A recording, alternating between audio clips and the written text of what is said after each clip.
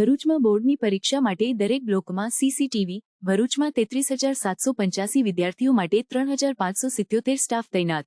પરીક્ષા કેન્દ્ર પહોંચવામાં સરળતા માટે હોલ ટિકિટ સાથે QR કોડ અપાશે.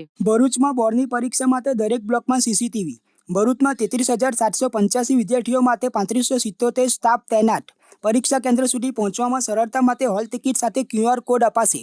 ભરૂચ જિલ્લા શિક્ષણાધિકારી સ્વાતિબા રાઓલ.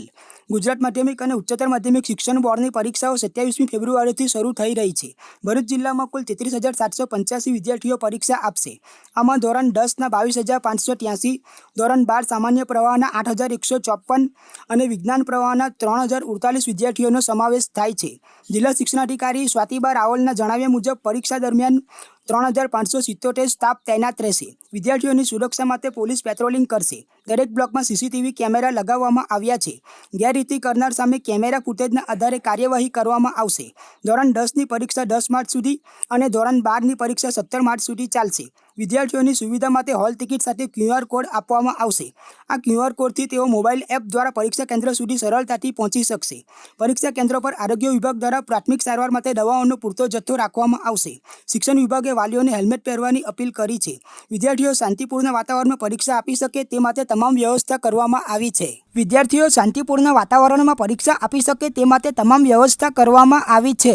નમસ્કાર. ભરૂચ જિલ્લામાં માર્ચ 2025 SSC અને HSC પરીક્ષા જે યોજાવા જઈ રહી છે તેની સમગ્ર પૂર્વ તૈયારીઓ સંપૂર્ણ થઈ ગઈ છે. ગઈકાલે જિલ્લાની સંકલન સમિતિની બેઠક પણ યોજાઈ ગઈ. 11મી તારીખે અમે તમામ કેન્દ્ર સંચાલકો સાથે મીટિંગ કરી અને તેઓને જરૂરી માર્ગદર્શક સૂચનાઓ પણ આપી દીધી છે. SSC ની પરીક્ષા 27/2 થી શરૂ થઈ અને 10/3 સુધી ચાલશે. HSC સામાન્ય પ્રવાહની અને વિજ્ઞાન પ્રવાહની પરીક્ષાઓ 27/2/25 થી શરૂ થઈ અને 17/2/25 સુધી ચાલવાની છે. આ સમગ્ર પરીક્ષામાં SSC માટે 32 કેન્દ્રો છે અને HSC માટે 16 કેન્દ્રોનો ઉપયોગ થશે, જેમાં કુલ 131 બિલ્ડિંગનો વપરાશ થશે. દરેક પરીક્ષા માટે ઓબ્ઝર્વર અને સરકારી પ્રતિનિધિની નિમણૂક કરી દેવામાં આવી છે. સરકારી પ્રતિનિધિઓ સાથે આજે અમારી મીટિંગ થશે. એમને માર્ગદર્શક સૂચનાઓ આપવામાં આવશે. ઓબ્ઝર્વર કલેક્ટર શ્રી એ નિયુક્ત કર્યા છે. નિયુક્ત કરેલા સરકારી પ્રતિનિધિ છે અને એ લોકો સરકારના પ્રતિનિધિ તરીકે તમામ કેન્દ્રો ઉપર તમામ પરીક્ષા દરમિયાન ઉપસ્થિત રહેશે અને સરકારના પ્રતિનિધિ તરીકે પરીક્ષાનું દેખરેખ કરશે. સીસીટીવીની ચકાસણી તમામ કેન્દ્રોમાં થઈ ગઈ છે. તમામ કેન્દ્રોમાં સીસીટીવી ખૂબ સુચારુ રૂપે ચાલે છે. ગઈકાલે DGBCL, ST ના પ્રતિનિધિ અને પોલીસ વડા સાથે પણ ચર્ચા કરવામાં આવી છે અને પરીક્ષા દરમિયાન વીજળીનો પુરવઠો ખોરવાય નહીં, ટ્રાફિકની વ્યવસ્થા જળવાઈ રહે અથવા તો કોઈ વિદ્યાર્થી ટ્રાફિકમાં અટવાય નહીં એ માટે જરૂરી સૂચનાઓ પણ પોલીસ અધિકારીશ્રી દ્વારા આપી દેવામાં આવી છે. ST ના રૂટ માટે પણ સૂચના આપી દેવામાં આવી છે. વિદ્યાર્થીઓની જરૂરિયાત અને પરીક્ષાના સમય પ્રમાણે ST રૂટનું સંચાલન કરવા માટે માનનીય કલેક્ટરશ્રીએ સૂચના આપી છે. ખાસ કરીને બધા સાથે મળીને બાળકોને અગવડ ન પડે એ રીતે આ પરીક્ષા લેવાનું આયોજન અમે ગઈકાલે પૂર્ણ કર્યું છે.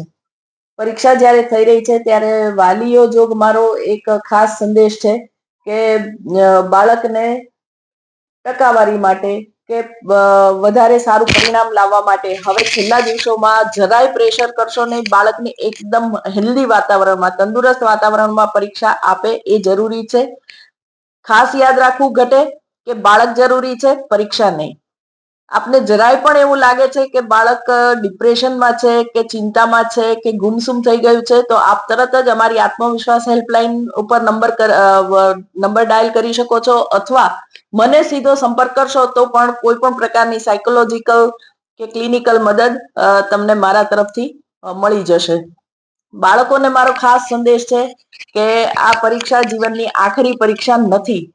તમારી માત્ર સ્કિલ અને તમે કેટલું જાણો છો એ જ માપન આમાં થશે અને પરીક્ષામાં જે કોઈ પણ અધિકારીઓ કે જે કોઈ પણ શિક્ષકો તમને દેખાય છે એ તમારી સગવડતા માટે છે, તમારા ઉપર વોચ રાખવા માટે નથી.